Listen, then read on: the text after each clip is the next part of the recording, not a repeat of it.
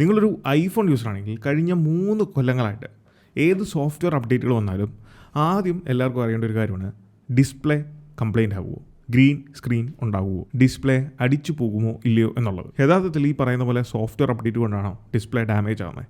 എന്താണ് ഇതിൻ്റെ പുറകിലുള്ള കാര്യം? കഴിഞ്ഞ 3 കൊല്ലങ്ങളായിട്ട് ഗ്രീൻ സ്ക്രീൻ ഡിസ്പ്ലേ ഇഷ്യൂ ഏറ്റവും കൂടുതൽ റിപ്പോർട്ട് ചെയ്തിരിക്കുന്ന 2 മോഡൽസാണ് ഐഫോൺ 13 സീരീസും 14 സീരീസും. അതിൻ്റെ കാരണം ഈ 2 മോഡൽസിലും യൂസ് ചെയ്തിരിക്കുന്ന ഡിസ്പ്ലേ പാനൽ എന്ന് പറയുന്നത് സെയിം ആണ്. നിങ്ങൾക്കറിയാം, ആപ്പിളിന് ഡിസ്പ്ലേ പാനൽസ് പ്രൊവൈഡ് ചെയ്യുന്നത് സാംസങ്, LG, BOE. അതിൽ തന്നെ 2 ക്ലാസിഫിക്കേഷൻ. നോർമൽ മോഡൽസ്, അതായത് 13 അല്ലെങ്കിൽ 14 അതിൻ്റെ നോർമൽ സീരീസും മിനി സീരീസിലും എല്ലാം തന്നെ സാംസങ്, LG, BOE ഈ 3 ബ്രാൻഡുകളും പാനൽസ് പ്രൊവൈഡ് ചെയ്യുന്നുണ്ട്. എന്നാൽ ഇതിൻ്റെ പ്രോ വേരിയൻസിലേക്ക് വരുമ്പം സാംസങ് മാത്രമാണ് പാനൽസ് പ്രൊവൈഡ് ചെയ്യുന്നത്. എന്താണ് യഥാർത്ഥത്തിൽ ഈ പ്രോബ്ലം?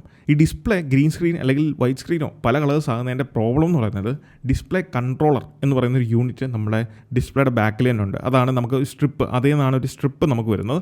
ആ കൺട്രോളറിൽ ഉണ്ടാകുന്ന വോൾട്ടേജ് ഫ്ലക്ച്വേഷൻ കാരണമാണ് ഈ ഒരു ഡാമേജ് ഉണ്ടാകുന്നത്, പെട്ടെന്ന് ഡിസ്പ്ലേയിൽ അടിച്ചു പോകുന്നത്. ഗ്ലോബലി ഈ ഒരു പ്രശ്നം ഉണ്ടെങ്കിലും ഏറ്റവും കൂടുതൽ huge amount of display issue report ചെയ്തേക്കുന്നത് ഇന്ത്യൻ സീരീസിലാണ്. അതിൻ്റെ കാരണം വേറൊന്നുമല്ല, ഇന്ത്യയിൽ അസംബിൾ ചെയ്തിട്ടുള്ള ഐഫോൺ 13, 14 സീരീസ് യൂണിറ്റുകളിലും മറ്റുള്ള രാജ്യത്ത് നിന്ന് ഇന്ത്യയിലേക്ക് യൂസ് ചെയ്യാൻ കൊണ്ടുവന്നിട്ടുള്ള യൂണിറ്റുകളിലും ഏറ്റവും കൂടുതൽ ഈ ഡിവൈസുകൾ വന്നിരിക്കുന്ന പാനൽ എന്ന് പറയുന്നത് സാംസങ്ങിൻ്റെ പാനലാണ്. ഇത് 100% കൺഫേം ചെയ്യാനുള്ളതിൻ്റെ കാര്യം പ്രോ സീരീസുകളിൽ സാംസങ് പാനൽസാണ് യൂസ് ചെയ്തിരിക്കുന്നത്. പ്രോ സീരീസിലും ഈ പറഞ്ഞ ഗ്രീൻ ഡിസ്പ്ലേ ഇഷ്യൂസ് ഉണ്ട്. അതുകൊണ്ട് തന്നെ സാംസങ്ങിൻ്റെ പാനൽസ് യൂസ് ചെയ്തിട്ടുള്ള എല്ലാ 13, 14 നോൺ പ്രോ ആൻഡ് പ്രോ വേരിയൻസുകളിലും നമുക്ക് ഈ ഒരു പ്രോബ്ലം ഇപ്പോഴും എക്സിസ്റ്റ് ചെയ്യുന്നുണ്ട്. ഡിസ്പ്ലേയുടെ പാനൽ പ്രൊവൈഡ് ചെയ്യുന്ന സാംസങ് ആണെങ്കിലും ഇത് 100% ആപ്പിളിൻ്റെ ക്വാളിറ്റി കൺട്രോളിൽ വന്നിരിക്കുന്ന വീഴ്ച തന്നെയാണ്. ഇനി ഇതെങ്ങനെ നമുക്ക് സോൾവ് ചെയ്യാൻ സാധിക്കും? ഈ ഡിസ്പ്ലേ ഇഷ്യൂവിൻ്റെ ഏറ്റവും വലിയൊരു പ്രോബ്ലം എന്ന് പറയുന്നത് ഇത് പ്രെഡിക്റ്റബിൾ അല്ല. നമുക്കൊരു സോഫ്റ്റ്വെയർ അപ്ഡേറ്റ് ചെയ്ത് കഴിഞ്ഞാൽ ഉടനെ ഉണ്ടാകണമെന്ന് യാതൊരു നിർബന്ധമില്ല. ഫോർ എക്സാമ്പിൾ, 2 വർഷം മുന്നേ ഈ പ്രോബ്ലം എക്സിസ്റ്റഡ് ആണ്, പക്ഷേ അന്ന് അപ്ഡേറ്റ് ചെയ്ത പല ഡിവൈസുകളിലും ഇപ്പോഴും പ്രോബ്ലംസ് വന്നിട്ടില്ല. 2, സോഫ്റ്റ്വെയർ അപ്ഡേറ്റ് ചെയ്യുന്നതുകൊണ്ടാണോ ഈ പ്രോബ്ലം ഉണ്ടാകുന്നത്?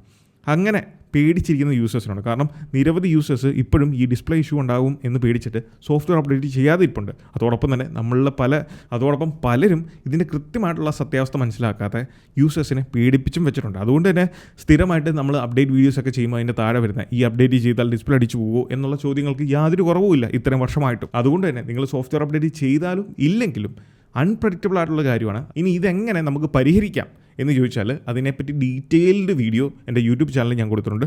താഴെ കമൻസിൽ ഞാനത് പിൻ ചെയ്തേക്കാം. അല്ലാന്നുണ്ടെങ്കിൽ ബയോയിൽ ഇത് ഇവിടെ നിന്ന് ചെക്ക് ചെയ്താൽ നിങ്ങൾക്ക് ആ വീഡിയോയിലേക്ക് പോകാവുന്നതാണ്.